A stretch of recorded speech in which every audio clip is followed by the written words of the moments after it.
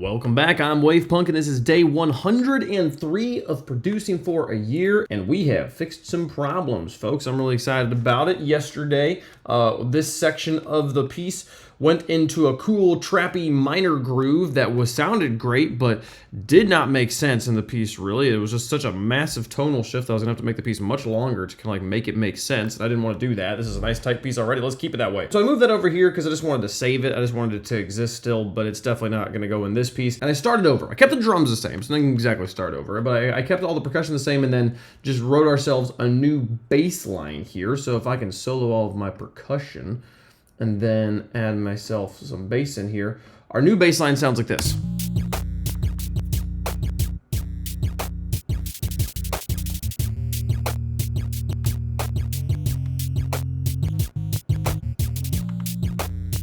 And then with some variation in there, and that might not sound very different from what we had previously,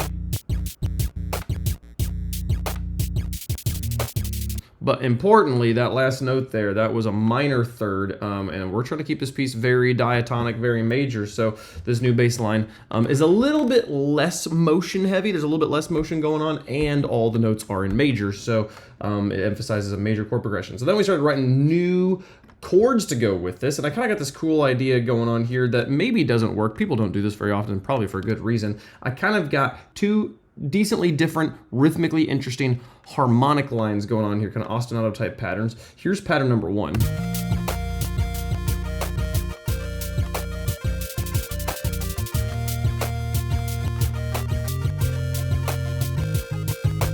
It's kind of a cool, and it's taking this instrument from the previous one.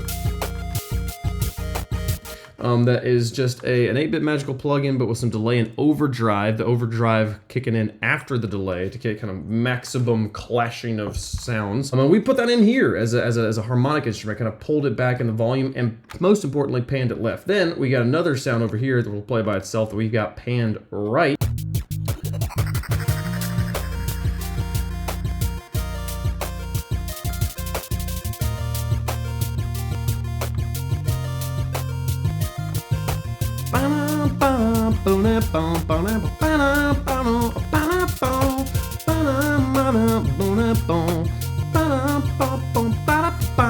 I like both of those, so I was like, why not keep both of them here? And we got one panned a little bit to one side, one panned to the other side.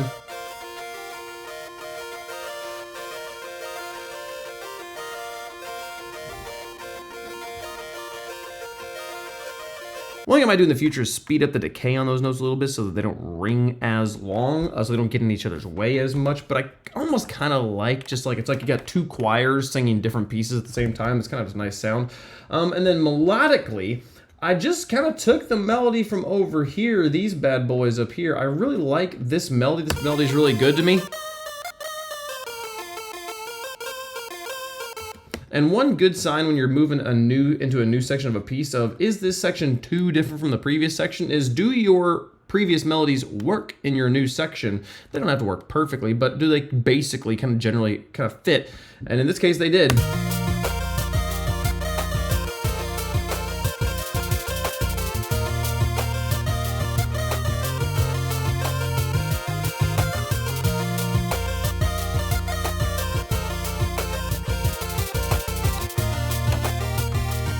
Now percussively, I also added a new cymbal in here.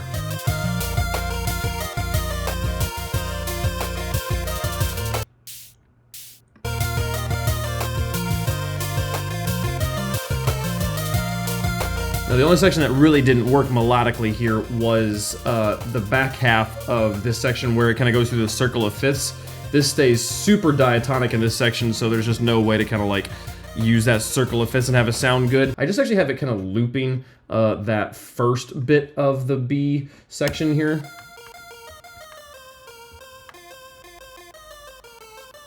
And just loops that till the end of the piece. I'm definitely gonna change that, not have that be the only melody happening there. I might try and take the kind of the MIDI data from over here and make it work a little bit in some ways. But in general, that was a nice placeholder and a nice spot for it. So the two sections into each other. Remember this bit over here.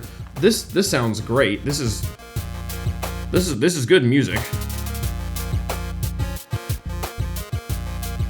The problem is it just didn't work in this piece, in this context. So let's play this in here and show you guys kind of what it sounds like all together.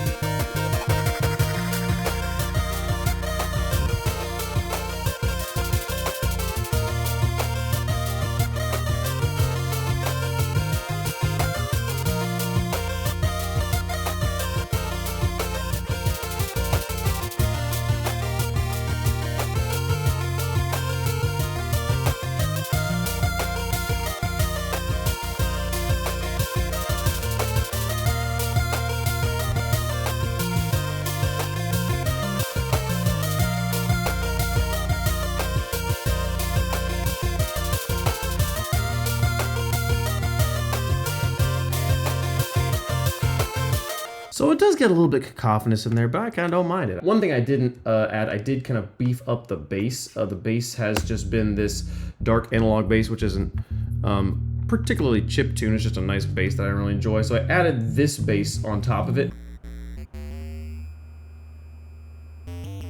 That is a triangle wave with a pretty quick decay and kind of a low sustain there. Nothing else really going on in the synthesizer, with a pretty strong overdrive kind of pulled back just to like make it really kind of almost like a overdriven 808 kind of sound, especially when you combine it with the other bass. There's a little extra edge there to it. So going to the next section probably will be basically the same thing, just minus the bass. Reduction of information, and then